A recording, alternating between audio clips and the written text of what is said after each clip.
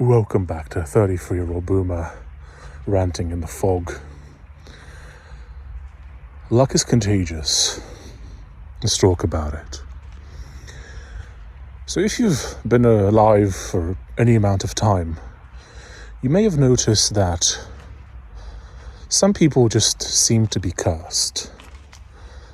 They're constantly unlucky. They're constantly complaining about it. They're constantly negative. And you might notice that the people that they hang out with are also unlucky and unfortunate. This is not an accident. This is how the universe works. I'm sure you've met some of these people, whether it's at school, whether it's at work. People who, I don't know, it never seems like anything ever goes their way. And they always seem to be blind to all the good things that do go their way, but that's a different topic. You see, the problem, although this isn't entirely a problem, this is also a good thing. The thing is that we are, you see how foggy it is? It's pretty cool. The thing is that we are permeable. We do not exist in a way that is isolated from the rest of the world. We are very much influenced by it. Even if you're a base gigachad, the reality is that you will be influenced by others, by the world, by various factors that you don't have much control over. Now you might ask, okay, why are these people so unlucky? What happened? How did things end up this way? How did they end up in a place where they are deeply unhappy and nothing ever goes their way? If you look at European tradition, there's this meme of people who are unlucky have done something bad in a previous life, something that they must atone for in order to get rid of this bad fortune that they have. However, ironically, the people who are in this position, they generally tend to be very ungrateful, even for the many blessings that they do have. And so, because they are far too preoccupied with all the things that they don't have, they very rarely want to fix this bad history that they have. And you may think, well, Christian, Asians and white people with dreadlocks, they call that karma. And yes, you are correct. However, karma doesn't always have to be generational. Karma is, at least in my understanding, it usually has to do more with you as an individual. Whereas the kind of quote-unquote karma that I'm talking about has more to do with your lineage, with your ancestors, with the things that they got up to. And this is why you will sometimes meet people whose entire family seems to be cursed. Everyone in that family has achieved nothing. They seem to be followed around by this dark cloud. And no matter what they do, they can't seem to escape it. Although, what they need to do is to act honorably. Although, if you're in that position, honor is probably the last thing on your mind. So why am I telling you this? I'm telling you this because it is in your best interest to avoid this sort of person. These people who are always unlucky, who are always unfortunate, people who never seem to get their way, quote unquote. You need to avoid these people. And that might sound mean, that might sound callous. However, the problem is that these people cannot be fixed by externals. You cannot fix them. You cannot give them wisdom. What needs to happen is that either the people in this generation or their descendants need to figure out how to dig their way out of their current predicament. They need to figure out that they need to start acting honorably and to try and make up for the deeds that their ancestors have done. Or not, and just continue living a cursed existence. That's always an option, always.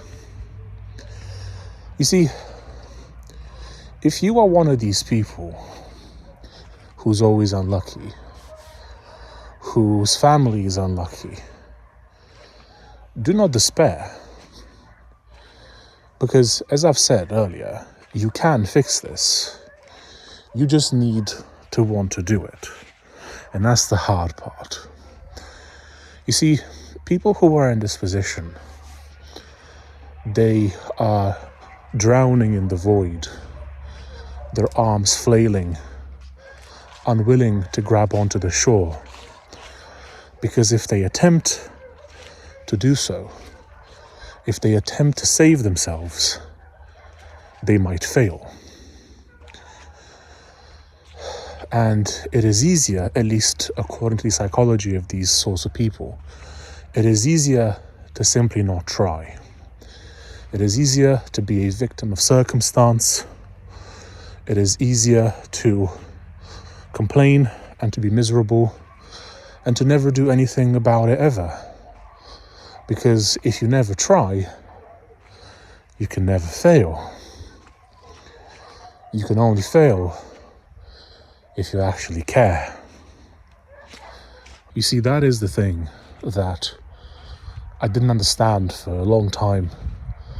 I never understood why these people never try. And I'm not talking about some pull yourself up by your bootstraps kind of thing. Wow, the dogs are going crazy. That's not what I'm talking about. What I am talking about is a mentality where no matter how bad things are, no matter how bad things get, you can always do something to improve your circumstance. You can always learn something new. You can always gain a new skill. You can always do some push-ups or some squats. You can always do something. However, this implies taking responsibility for your own circumstances. For example, the fact that I'm overweight. I could blame this on genetics. I could blame it on circumstance. Oh, I've had a hard life. Oh. I could do that. And many people would nod in approval and say, yes, that is true, Christian. It's not your fault that you're fat. It's society. It's all these things that you can't help it. You just go ahead and become 600 pounds heavy. And, when your heart gives out because you've abused your body for so long, hey, you can blame society. And that's okay. See, that's the scary bit. The scary bit is that in order to fix a problem that you have, whether this is... Because, of course, everyone has some sort of thing that they want to improve. Some people are just deeply unlucky, and they need to work on that harder. Some people have some things that they need to fix, such as not filming when there are dogs having beef with each other in the background, or being overweight, or whatever, or, like in my case, being born with a speech impediment. The way in which I fixed it, or the way in which I get to control it, is that I took responsibility for it. And I could have failed, in which case that would have been a failure.